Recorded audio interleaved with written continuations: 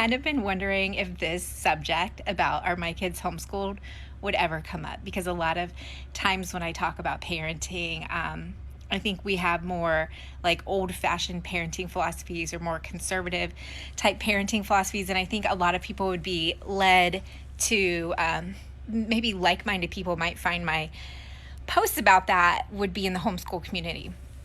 So, actually, my kids are in public school. I am a former public school teacher, honestly.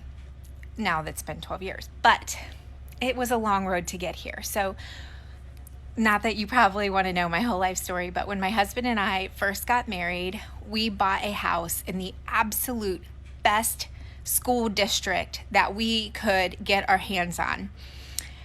We didn't have kids. We bought it right before we got married. He lived there and I lived at home with my parents while he fixed it up, and we moved in on our wedding night. So super, I still feel like that's such a romantic story. But we had high hopes for the school district, and we started our kids there, and it did not go well.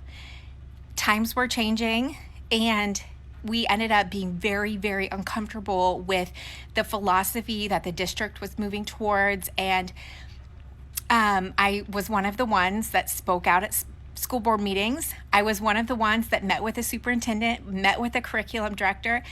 And in the end, we were run out of that school district. It was not a safe place for my family anymore. And we sold a house that we loved, and I still love that house and I miss it, and we sold it to build a house in a school district that better aligned with how our family felt about things and our value system. So it ended up being a small rural school district that we moved into. So during the time that we had to leave school district A to move to school district B, we had to build a house, sell a house, build a house. So there was 1 year where I homeschooled the girls, all three of them, myself. And so I do have a bit of homeschooling under my belt.